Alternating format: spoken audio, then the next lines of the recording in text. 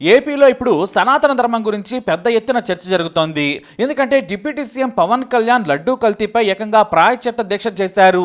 లడ్డూ కల్తీ చేసిన నీచులను ఈడ్చుకొచ్చి జైల్లో వేయాలన్నారు. కానీ అది జరగకముందే రాజకీయ వివాదం మాత్రం ముదిరింది. ఏకంగా స్వామివారి పవిత్ర లడ్డూని కూడా రాజకీయాలకు వాడుకుంటున్నారేమో అనే విమర్శలు మొదలయ్యాయి. ఈ సమయంలోనే నటుడు ప్రకాష్ రాజ్ ఓ ట్వీట్ వేశారు.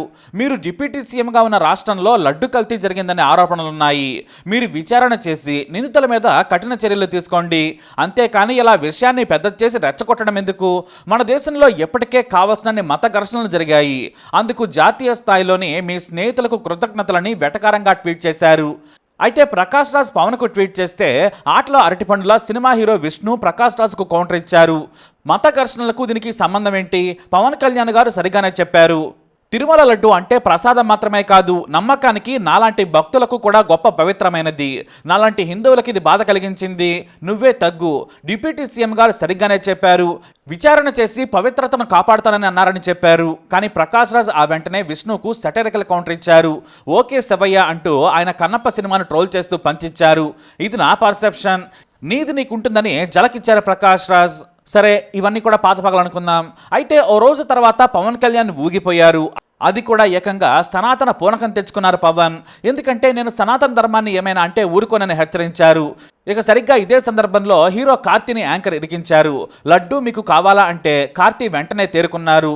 లడ్డు అనేది చాలా సెన్సిటివ్ ఇష్యూ, దాని గురించి తర్వాత మాట్లాడతానని చెప్పారు. ఇందులో కార్తీ తప్పేమీ లేదు. ఏ మాటకా మాట అది మాత్రం నిజం. కానీ పవన్ కళ్యాణ్ మాత్రం సనాతన ధర్మం అంటూ గెటప్ మార్చేసి ప్రెస్ మీట్ పెట్టేశారు. దుర్గగుడి మెట్లను శుభ్రం చేసి ప్రాయశ్చిత్త దీక్ష చేశారు ఆయన. వాస్తవానికి ప్రాయశ్చిత్త దీక్ష తాను చేయకూడదు, ఎవరైనా తప్పు చేస్తే వారు చేయాలి. కానీ పవన్ మాత్రం తప్పు చేసిన వారి తరపున మమ్మల్ని క్షమించండి స్వామి అంటూ దీక్ష చేశారు. అభిమానుల మనసును చూరగొట్టేశారు. ఆ తర్వాత హీరో కార్తీ మీద సీరియస్ అయ్యారు. లడ్డూ గురించి మీరు అవమానకరంగా మాట్లాడుతారా? ప్రకాష్ రాజ్ కూడా అలాగే కమెంట్ చేశారు. నాకు ప్రకాష్ రాజ్ మంచి స్నేహితుడు, అయినా సరే సనాతన ధర్మం మీద ఎవరైనా కారుకొత్తలకు వస్తే ఊరుకోనని హెచ్చరించేశాడు. అయితే పవన్ కళ్యాణ్ మీద గౌరవంతో కార్తీ చాలా మర్యాదగా తన తప్పు లేకపోయినా కూడా సారీ చెప్పారు. దీంతో పవన్ కూడా వెనక్కి తగ్గారు. అయితే ప్రకాష్ రాజ్ మాత్రం పవన్ మీద వరుస ట్వీట్లు చేస్తూనే ఉన్నారు. చేయని తప్పుకు సారీ చెప్పించుకోవడంలో ఆనందం ఏంటో అని సెటైర్ వేశారు. ఆ తర్వాత ఎన్నికలకు ముందు ఒక అవతారం, ఎన్నికల తర్వాత మరో అవతారం, ఏంటి అవాంతరం, ఎందుకీ అయోమయమంటూ పవన్ను టార్గెట్ చేశారు. అంతేకాదు, మనకేం కావాలి? ప్రజల్లో భావోద్వేగాలను రెచ్చగొట్టి ఆ తర్వాత రాజకీయ లబ్ధి సాధించడమా? లేక ప్రజల మనోభావాలు గాయపడకుండా పరిపాలనా సంబంధమైన అవసరమైతే తీవ్రమైన చర్యలతో సున్నితంగా సమస్యను పరిష్కరించుకోవటమా? జస్ట్ ఆస్కింగ్ అంటూ మళ్లీ బాంబు పేల్చారు. అయితే దీనిపై పవన్ స్పందించారు. నాకు కేంద్రంలోని మీ స్నేహితులంటూ కామెంట్ చేయడం నచ్చలేదని పవన్ చెప్పుకొచ్చారు. అయితే పవన్ వ్యాఖ్యలపై తమిళనాడులోని అన్ని పార్టీలు బగ్గుమన్నాయి. కార్తీకి అక్కడ సపోర్ట్గా నిలిచారు. ఒక్క మాట కూడా చెడుగా మాట్లాడలేదు కార్తీ. అయినా డిప్యూటీ సీఎం అయిన పవన్ కళ్యాణ్ తన తోటి సినిమా హీరోకు మద్దతుగా నిలవపోయినా పర్వాలేదు, క్షమాపణలు చెప్పించుకుంటారా అంటూ పవన్ మీద దుమ్మెత్తిపోస్తున్నారు.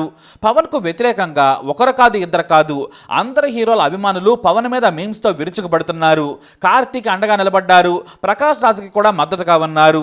మీరు సనాతన ధర్మం పేరుతో బెదిరించడం పద్ధతి కాదు, మీరు ధర్మం పేరుతో రాజకీయాలు చేస్తున్నారు, ఇది సరైన విధానం కాదంటూ పవన్ తెగ ట్రోల్ చేస్తున్నారు నెటిజన్లు.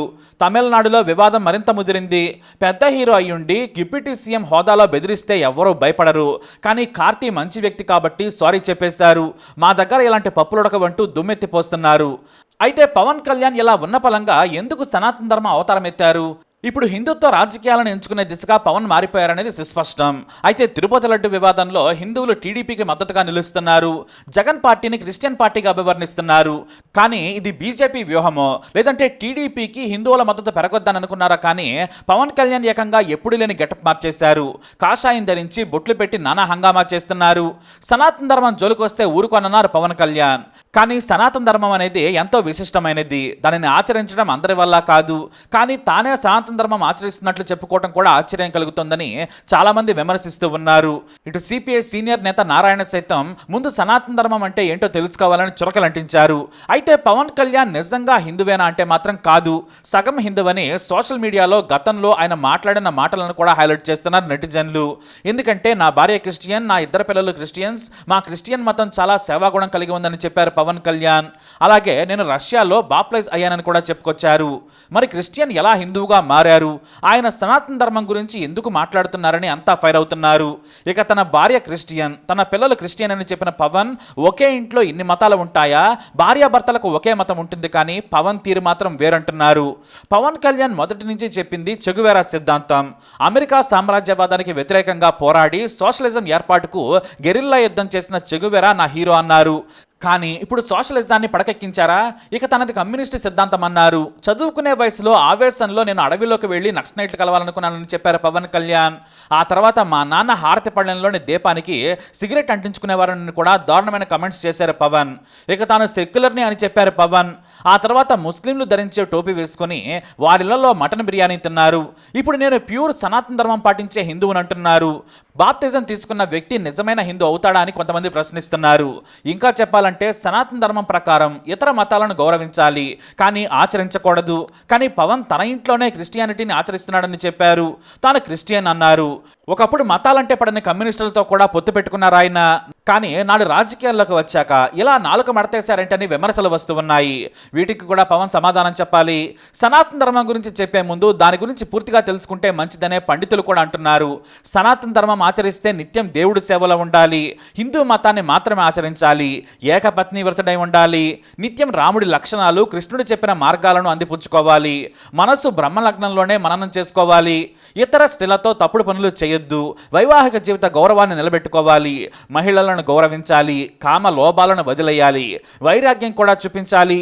అంటే కేవలం ధర్మం పాటిస్తూ హిందూ దేవుడిని పూజించాలి, ఆస్తులు, కార్లు, ఫోన్లు ఇలా ఖరీదైన జీవితానికి దూరంగా ఉండాలి, భూదానం చేయాలి, గోదానం చేయాలి, గోవులకు నిత్యం పూజలు చేస్తూ వాటిని కూడా దానం చేయాలి, ధర్మాన్ని గౌరవిస్తూ అబద్ధాలు ఆడకుండా బ్రతకడమే సనాతన ధర్మం చెప్పే అసలైన లక్షణం. కానీ పవన్ మాత్రం నేను చెప్పేదే సనాతన ధర్మం అంటూ ప్రజలను, ముఖ్యంగా హిందువులను తప్పుదోవ పట్టిస్తున్నారు అనే విమర్శలు మాత్రం ఎదుర్కొంటున్నారు. క్రీస్తు బొమ్మను ఇంట్లో పెట్టుకున్న పవన్ కళ్యాణ్ నిజమైన హిందువులకు పాఠాలు చెప్పడం విడ్డూరమని ఫైర్ అవుతున్నారు భక్తులు. మొత్తం మీద కమ్యూనిస్టు నుంచి, చెగువేరా నుంచి, నక్సలైట్ సిద్ధాంతం నుంచి, సెక్యులరిజం నుంచి, హ్యూమనిస్ట్ నుంచి క్రిస్టియన్ వరకు ఒక అవతారం.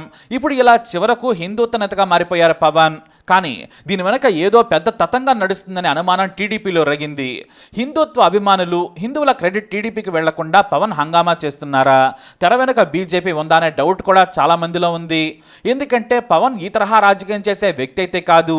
ఆయన బొట్లు, తలపై హెయిర్ బ్యాండ్లు ఇలా పెట్టుకుని కనిపించే వ్యక్తి కాదు. కానీ రాజకీయ భవిష్యత్తు కోసం పవన్ ఏదో పెద్ద స్ట్రాటజీ వేసి ఉంటారనే టాక్ టీడీపీలో కూడా ఉంది. అంతెందుకు, ఆయన మొదటి నుంచి విరాళాలు భారీగా ఇచ్చారు, ఆర్థిక సాయం కూడా చేశారు, మంచి వ్యక్తిగా పేరు తెచ్చుకున్నారు. కానీ ఇప్పుడు అనుభవిస్తున్న డిప్యూటీ సీఎం పదవికి నాటి చెగువేరా మాటలు, నక్సలైట్ చేతలన్నీ పెట్టుబడి అనే విశ్లేషణ కూడా ఉంది. అందుకే పవన్లోని ఈ గెటప్ చూసి సామాన్య జనమే కాదు, ప్రకాష్ రాజ్ కూడా షాక్ అయ్యారు. ఎన్నికలకి ముందు ఒక అవతారం, ఇప్పుడు ఇంకో అవతారం, ఏంటి అవాంతరం అంటూ చురకేశారు. ఎన్నికలకు ముందు నేను సెక్యులరిస్ట్ని, ముస్లింలు, క్రిస్టియన్ల ఓట్లు కూడా వేయించుకున్నారు ఆయన. కానీ ఇప్పుడు మాత్రం స్టాండ్ వేరే తీసుకున్నారు. టోపీ పెట్టుకొని ముస్లింలను సిలువ ముందు కూర్చొని మన క్రిస్టియన్ మతం అని చెప్పేంత తెగువ పవన్ది. ఇప్పుడు ఏకంగా కరుడు కట్టిన హిందువులకే సనాతన ధర్మం చెప్పేంతగా ఎదిగారు పవన్. మరి ఆ దేవుడు చూస్తుంటాడు కదా, నెయ్యిని కల్తీ చేసి స్వామివారి ఆలయాన్ని అపవిత్రం చేసిన నేరస్తులను జైల్లో వేయలేదు, కనీసం కల్తీ నెయ్యి సరఫరా చేసిన వారిపై కేసు పెట్టలేదు. కానీ దేవుడిని అడ్డం పెట్టుకుని మాత్రం రాజకీయాలు చేసేస్తున్నారు చాలా మంది.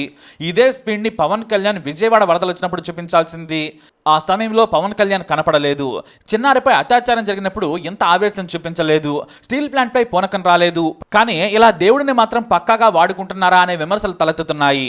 మరి అందరిలాగే పవన్ కళ్యాణ్ మారిపోయారా? ఇన్నేళ్లకు రాజకీయ పరిణామ క్రమంలో నికాసైన పొలిటీషియన్గా పవన్ కళ్యాణ్ మారారా? గతంలో మనం చూసిన పవన్ కళ్యాణ్ వేరు, ఇప్పుడు వేరు. మరి మీరేమంటారు? మీ అభిప్రాయాన్ని కమెంట్ ద్వారా తెలియజేయండి. ఈ వీడియో అప్డేట్స్ కోసం మై ఛానల్ ఫాలో అవ్వండి, అలాగే తప్పకుండా సబ్స్క్రైబ్ చేసుకోండి.